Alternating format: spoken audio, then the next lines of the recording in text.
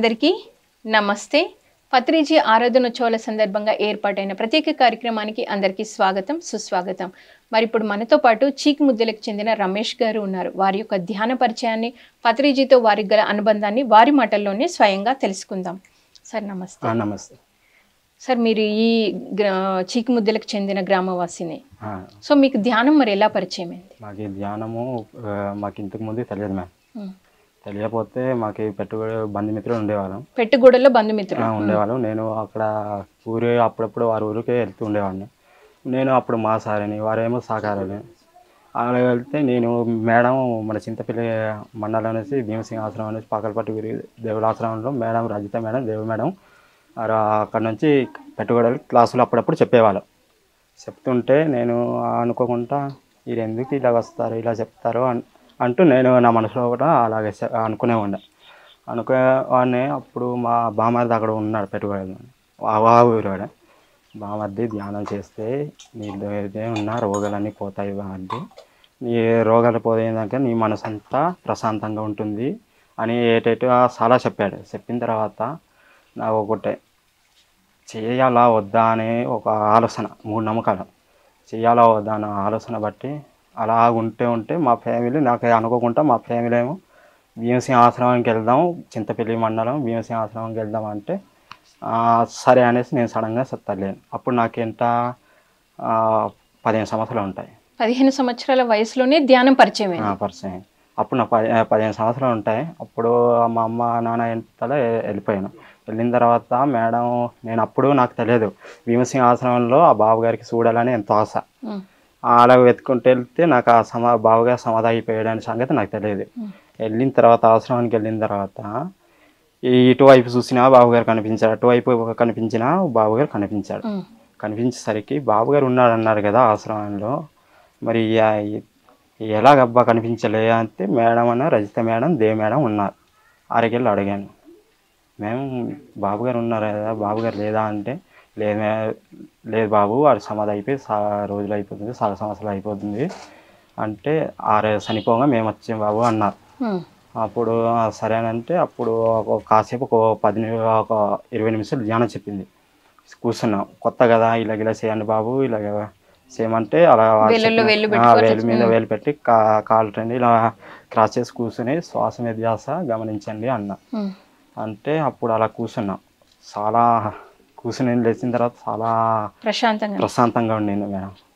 ఇంకా ఇదే కరెక్ట్ అనేసి ఇంకా అక్కడ నుంచి నేను ప్రతిరోజు నేను ధ్యానము చేస్తూనే ఉంటాను. గంట నాకు సమయం బట్టి సాధన అంతే. నా ఇంటి పని చేస్తాను, వచ్చిన తర్వాత నేను ధ్యానం కూర్చొని. ఇప్పుడు మీరు అన్నారు కదా రోగాలు తగ్గుతాయని అందరూ చెప్పారు అని, అట్లా మీకు ఏమైనా ప్రాబ్లం సాల్వ్ అయిందా? సాల్వ్ అయిందంటే మేము అలాంటివి ఇదివరకు ఇంకా జరగలేదు మేము. అయితే ధ్యానం వల్ల నాకు మనసు ప్రశాంతంగా ఉంది. ఏ జ్వరం లేదు, వచ్చినా కానీ కూర్చుని ఎంత తగ్గిపోతుంది. చిన్న తలనొప్పి అట్లాంటివి వచ్చినా మీరు టాబ్లెట్ వాడతారా, ధ్యానం చేసుకుంటారా? లేదు మేడం, ధ్యానమే చేస్తాను. నేను ఇప్పుడు దాకా టాబ్లెట్ అనేది నేను ఇంకా వాడలే. ఇప్పటివరకు టాబ్లెట్ వాడలే. ధ్యానంలోకి నేను వచ్చినాక టాబ్లెట్లు వాడలే. కాకపోతే కొద్దిగా ఎక్కువ పెద్ద అయితేనే ధ్యానం కూర్చొని తగ్గపోతే ఒక్కొక్క టాబ్లెట్లు అప్పుడు మా ఊర్లో CW చేస్తుంది. దాని దగ్గర అప్పుడప్పుడు వెళ్ళి ఒక్కొక్కటి అప్పుడు ఎక్కువ సీరియస్ వస్తేనే వెళ్ళి అడుక్కొని వేసుకుంటాము. సో ఏదైనా ధ్యానమే చేసుకుంటాను. ఏదైనా నేను ధ్యానమే చేస్తాను. శాకాహారి ఎప్పుడయ్యారు? శాకాహారి కూడా అప్పుడు 2009లోనే అయ్యాను. అప్పటి నుంచి నేను శాకాహారి అయ్యాను. మాంసాహారం మొత్తం మానేసాను. మొత్తం మానేసాను. నేను ఏజెన్సీ 11 మండలాలు మొత్తం మేము భీమసింగ్ మేడం, రజిత మేడం, దేవి మేడంతో 11 మా ఏజెన్సీ 11 మొత్తం శాకాహార ర్యాలీ చేసాం మేము. శాకాహార ర్యాలీ చేసాం. ఎక్కడెక్కడ చేశారు? ఎక్కడ పెద్ద బయలు, ముస్సింపుట్టు మండలం, చాలా చెప్పలేము మేడం. చాలా మండలాలు ర్యాలీ చేశారు కాలినడకతో. ఒకటి గ్రామాలన్నీ తిరిగారు. ఇంకా మీకు ధ్యానం ద్వారా మీకు వచ్చిన మార్పులు చెప్పండి, మీ లోపల వచ్చిన మార్పులు. పని చేసినా నాకు ప్రశాంతంగా ఉండేది కాదు. ఇంట్లో మరి మా నాన్న తాగేవాడు. నేను కూడా అప్పుడు మందు తాగేవాడిని, కానీ నాకు ఆ ప్రశాంతత లేదు. కుటుంబ సమస్యలు ఉండేవి. మా నాన్న తాగేసి వస్తే మా అమ్మకి 2-3 మాటలు తిట్టేస్తా అంట. నాకేంట్రా బాబు, మా నాన్న మారితే బాగున్నావు అంటే వాడు బయట 6 బేస్ ఉంటారు కదా, అలా తాగేస్తాడు, చాలా గొడవ చేస్తాడు. నాకు అప్పుడు చాలా చిన్న ఉండేది, అప్పుడు నాకు 10 ఏళ్ళు ఇలా ఉండింది మ్యామ్. ఉమ్, అప్పుడు నాకు చాలా బాధ వేసింది. ఉమ్, అనియ వాళ్ళు ఇద్దరు ఉన్నారు మ్యామ్. ఉమ్, అనియ ఇద్దరు ఉన్నారు, అయితే వారు ఇప్పుడు మన ధ్యానస్తులే. ఉమ్, మరి మేమంతా ఒకసారి ఒక అన్నదమ్ములు ధ్యానస్తులే, కానీ మరి ఆ పెళ్ళిళ్ళు అయిపోయి ఒకడికేమో గేదెల పాటు పెళ్ళి అయింది, అక్కడే వెళ్ళిపోయాడు పెళ్ళంతో పాటు. ఉమ్. అనియ ఉన్నాడు, ఇప్పుడు ఇందాక ఆవులకైనా వెళ్ళిపోయాడు, ఆవులకి కాసేటోళ్ళు లేదనేసి నేను ఒకడు మీడియం ముందు మాట్లాడతాను. సో ఇప్పుడు ఆ కుటుంబ సమస్యలన్నీ తగ్గిపోయినాయా మరి మీరు ధ్యానంలోకి ఇప్పుడు వచ్చిన మా అమ్మ నాన్న మొత్తం ధ్యానంలోకి వచ్చారు. ఉమ్, ఇప్పుడు కుటుంబ సమస్యలని ఏమి లేదు, అంతే హ్యాపీగా ఉన్నాం. ఉమ్, ధ్యానం వల్ల, దీనికంత కారణం ధ్యానం వల్లనే. ఉమ్. ధ్యానం వల్ల ఇప్పుడు హ్యాపీగా ఉన్నాం, ఏదో మా ఫ్యామిలీ మొత్తం కలిసిమెలిసి హాయిగా ఉంటున్నాం. ఈ ధ్యానం చేస్తే మీరు రోగాలు తగ్గడంతో పాటు కుటుంబ సమస్యలు అన్నీ కూడా చక్కగా పరిష్కరించుకోవచ్చు. మనుషుల్లో అయితే మార్పులు వస్తాయి ధ్యానం ద్వారా. ఇప్పుడు మీ ఫ్యామిలీ అంతా కూడా ధ్యానం అయ్యారు. ఇంకా మీరు ఏం చెప్పాలనుకుంటున్నారు? మరి ఇంత చక్కటి ధ్యానాన్ని అందించిన గురువుని కలిసారా మీరు?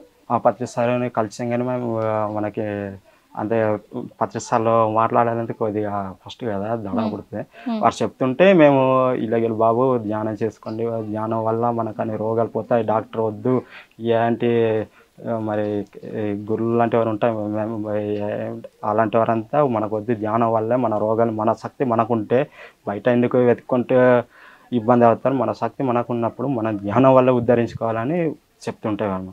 మేము అది వినే ఆ మౌతి మీద పత్రిసారి చెప్తుంటే మేము ఆ మాటలు విని మేము ఇటు ధ్యానంలో కూర్చున్నాం. బాగుంది. పిఎంసి తెలుసా? తెలుసు మేము. చూస్తారా? నేను రోజు చూస్తాను. ఎక్కడ చూస్తారు? నా ఫోన్లోనే. ఫోన్లో ఏమేం చూస్తారు? పిఎంసిలో నేను ఎక్కువసారి పత్రిసారి అదే చూస్తున్నాను. పత్రిసారిదే చూస్తారు. ఆ చెప్పే స్టోరీ అంతా నాకు చాలా ఇష్టమే. బాగా నచ్చింది ఏంటి పత్రిసారి చెప్పిన స్పీచెస్లో? పత్రిసారి అయితే 10 మంచికి మంచి చేయడం, 10 మంచికి మంచి చేయడం అంటే 10 మంచికి ధ్యానంలో నేర్పడం, దానిలో శక్తి ఇలాగ ఇందాక చెప్పాను మేము.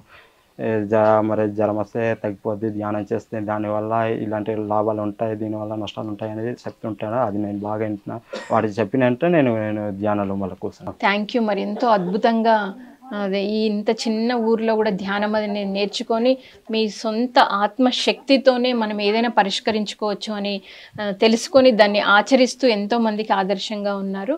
Thank you so much. So viewers, మరి విన్నారు కదా రమేష్ గారి యొక్క జర్నీ. మరి ఇంత మారుమూల గ్రామంలో కుటుంబ సమస్యలు, తాగుడు, మాంసాహారము ఇలాంటి ఎన్నో వ్యసనాలతో ఉన్న వాళ్ళు ధ్యానం అనే ఒకటి వాళ్ళ లైఫ్లోకి తెచ్చుకొని ధ్యానం చేసుకుంటూ వాళ్ళ లైఫ్ని వాళ్ళు ఎంత అద్భుతంగా తీర్చిదిద్దుకున్నారనడానికి ఈ గ్రామవాసులే ఉదాహరణ. Thank you. మరొక ఎపిసోడ్లో మళ్ళీ కలుద్దాం.